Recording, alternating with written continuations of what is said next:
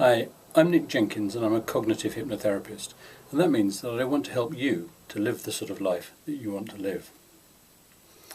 Now, when I was a boy, my parents had a set of coasters, those little round drinks mats, and each of them had a witty saying on it, and one of them said, "Marriage is an institution, but who wants to live in an institution?"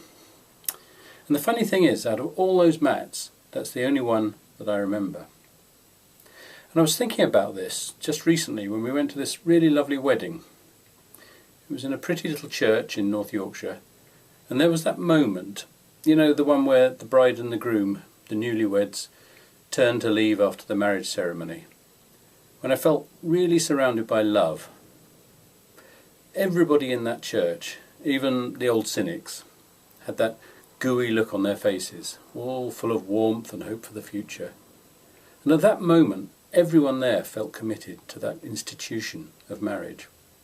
And I thought at the time that if you could bottle this feeling, you could not only make a fortune, but you could change the world. And then I read about Dr. Love, which is not his real name, of course. He's actually Dr. Paul Zak, and he's a pretty smart guy.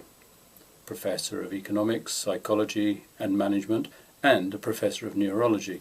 So he knows quite a lot of stuff. And I was reading about how he went to a wedding too, just like I did. But unlike me, he did something that's just a bit unusual at weddings. He took blood samples from everyone. Now, why did he do that? Well, he's very interested in something called oxytocin, which you might have heard of.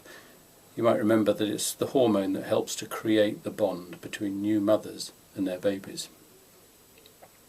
And what Dr. Love found in the blood of those wedding guests was raised levels of oxytocin. And he found the highest level of the hormone in the bride, then in close family, then in friends.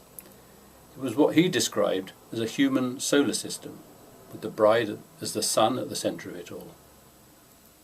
So when I felt that warmth at that wedding, I wasn't imagining it.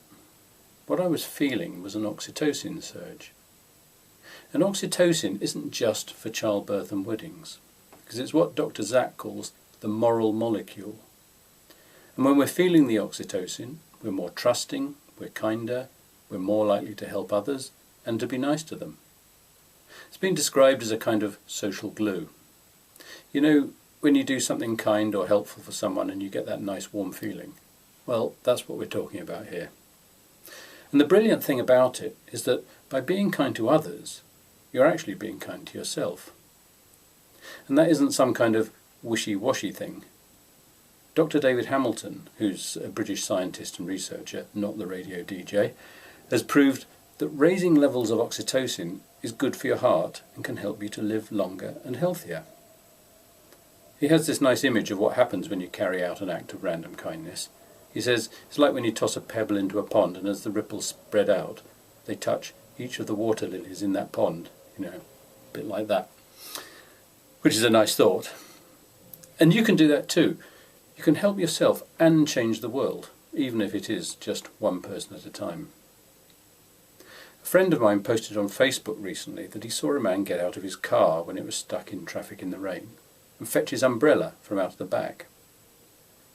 As he drew alongside a young couple with a baby who were struggling in the rain, he handed them his umbrella.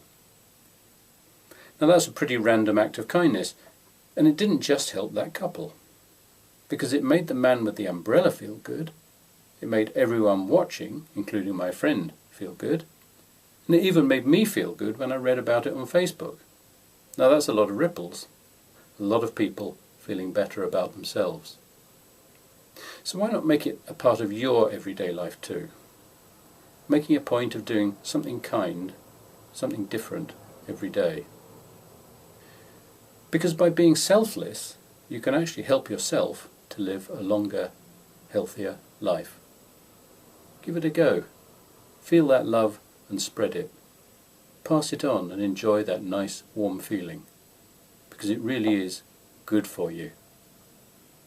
And if you'd like to find out more about feeling good and how I can help you to do that, take a look at my website, southeastlondonhypnotherapy.co.uk.